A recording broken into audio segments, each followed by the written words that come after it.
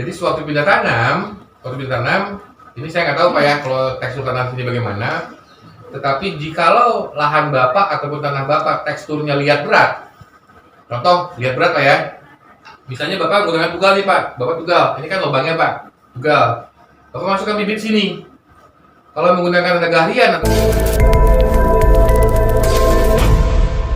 saking pimpinan Jawa Tengah, itu kan sebelah kiri pulau Pak Agus Supriyanto, komplek TNI Pak ini, Bapak ini TNI. Pulau niki ingkang kanan pulau Pak Riki Sianipar.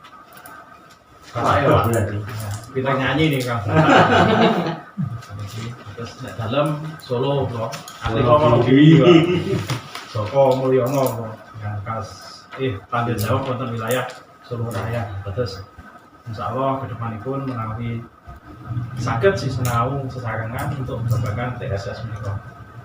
Terus wonten ing siang menika nggih intinipun yang berkaitan dengan TSS yang sudah disemai Pak Nanang. Insya Allah mangke wonten kelompok malih yang nanam nika nggih jauh rawuh juga Pak Edi ya dulu yang mungkin sebelum proyek juga sudah nanam Pak, sudah rawuh dan saya juga banyak belajar dari beliau. Terus nonton yang memiliki insya Allah langsung mawon terus buatan langsung materi kalau sampaikan niku sampun wonten gambaran intinya pun wonten memiliki mungkin diskusi Pak. Terus ya saling melengkapi untuk penanaman TSS. Terus wonten Pak Agus, wonten Pak Riki, insya Allah kalau wonten sekedhik ya saged nambahi. Terus intinya pun untuk TSS itu perlu waktu untuk pesemaian. Ingkang inti itu di pesemaian, terus pesemaian tahap awal media ataupun lahan harus disiapkan dahulu. Terus menika wonten alatipun, wonten medianipun dan juga salah satunya juga pH tanah kedah dipuncak kemudian untuk di pesemaian. Supados hasilipun insya Allah baik. Terus untuk singkat aja, untuk di TSS itu di pesemaian membutuhkan waktu antara 30 sampai 45 Pak. Terus kantun kondisi cuaca. Tapi kalau saya amati dan saya juga mungkin ya 1,5 tahun Pak Riki ya, saya banyak belajar itu kalau sudah ngentos mawon itu dipindah.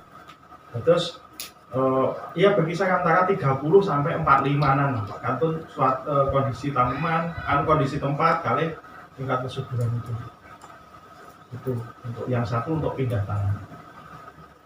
Kemudian untuk di pesemaian gini kalau bibit dipun palir wonten lahan dipun tutup saged ngagem kompos ingkang halus, saged ngagem kokopit. Yang penting mungkin membrasipun niku mboten kentengan. Nek saged malah ngandhap menika nggih leres kados nanang menika. Terus di bawah itu sudah ada pupuk dasar, ada pupuk kompos. Kalau yang saya ada abu Pak. Kalau abu itu mungkin gampang nguripe, cuman mungkin pas dia hidup angsa sedoso sampai 15 hari itu kadang kuning. Soalnya nutrisinya mboten enten. Itu pengalaman saya yang saya amati. Terus kemudian saat sampun lilir, sampun hidup menika mulai dipun latih nek wami wonten mriki dibikak. Tapi kagem baring napa paranet nika saged ya. Mboten sah dipun bikak mampu, tapi langkung sae pami sampun di atas 25 nek kula bikak Pak.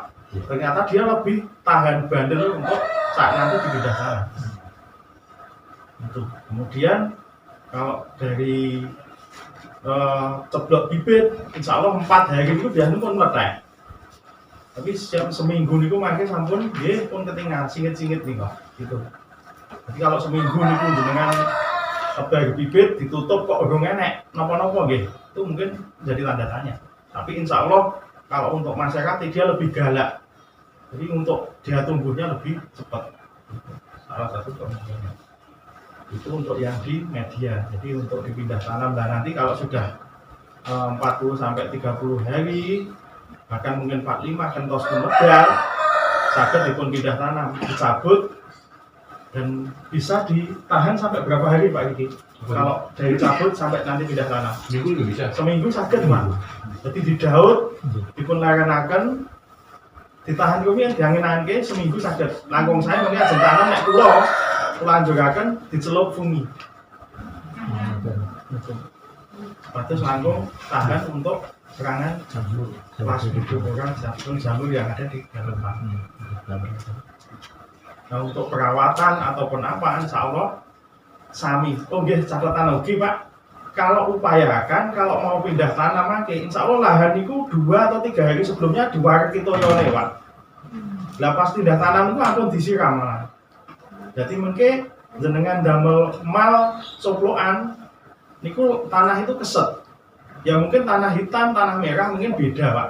Cuman upayakan jangan didadak waktu penyiraman pindah tanam niku. Soalnya nopo nek didadak niku benten. Kalau tanah itu sudah nyun sewu dia ngandung air, kantor dilebetakan bibit, dijepit tanah itu, menika langkung cepat untuk pertumbuhannya. Menika ngomong brosur juga ada dan upayakan nek lakulo untuk lebih hemat ataupun lebih efisien itu diketok Pak. Terus berapa senti itu Pak ini yang optimal?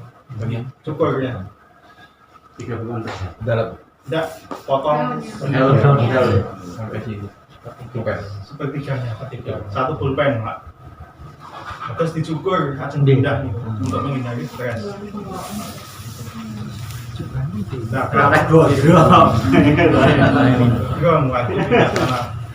Terus ini gini Pak, itu kan biasanya kalau terlalu subur itu apa akarnya kan rembiah ya, iya tuh pasti, anu kan. Nah, terus itu untuk mengantisipasi apa namanya, memudahkan untuk tanam itu seandainya dipotong gimana?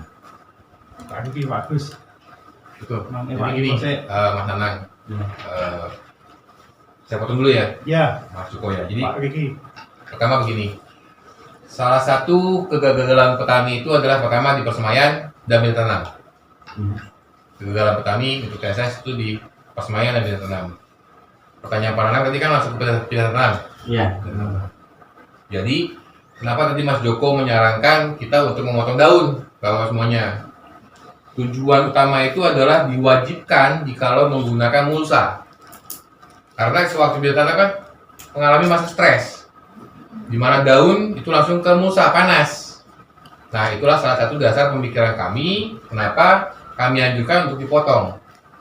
Nah, di lahan tanpa mulsa pun juga sama. Ketinggian berapa daunnya itu dipotong? Saya patokannya 1 pulpen. Jadi misalnya ini pangkal batang 1 pulpen. Kenapa? Karena pada umur pindah tanam 40-50 hari itu si tunas daun barunya itu belum setinggi pulpen. Seringkali petani main asal potong pendek. Nah, sehingga daun barunya pun juga ikut terpotong. Ingat bahwa Pak, jadi daun tuanya, daun lamanya itu pasti nanti akan mati, akan digantikan oleh daun baru. Sehingga yang perlu dijaga adalah daun barunya ini atau tunas baru. Nah, karenanya kita sarankan ketinggiannya itu adalah 1 pulpen. Ini kira-kira 15-20 cm lah kita bilang. Dengan asumsi, dengan tujuan si daun barunya itu tidak ikut terpotong. Itu salah satu yang banyak menyebabkan kegagalan. Yang kedua adalah akar. Akar itu memang salah satu kelebihan atau keunggulan masyarakat adalah perakarannya. Perakarannya itu bagus, lebat. Sehingga untuk tujuannya itu adalah untuk memudahkan tanaman mengambil nutrisi dari dalam tanah. Tetapi sewaktu pindah tanam itu mengalami kendala juga di petani, terutama yang menggunakan tenaga harian. Iya. Seringkali kan tenaga harian kan memang langsung asal tanam aja Pak, sehingga akarnya itu banyak muncul permukaan tanah. Iya. Nah, karenanya itu kita sarankan untuk dipotong sehingga sampai kita bilang lah sekitar 5 cm. Sisanya 5 cm seperti itu. Nah, berlanjut pada pembicaraan tadi dengan Pak Nanang di lahan. Jadi sewaktu pindah tanam, ini saya nggak tahu Pak ya kalau tekstur tanah sini bagaimana. Tetapi jikalau lahan Bapak ataupun tanah Bapak teksturnya liat berat, contoh liat berat Pak ya, misalnya Bapak menggunakan tugal nih Pak, Bapak tugal, ini kan lubangnya Pak, tugal. Bapak masukkan bibit sini. Kalau menggunakan tenaga harian ataupun misalnya orang yang belum tahu, itu hanya nutup di atasnya doang. Hanya di atasnya doang. Tapi yang kita sarankan adalah akarnya itu agak dijepit Pak. Jadi dalam segini agak dijepit.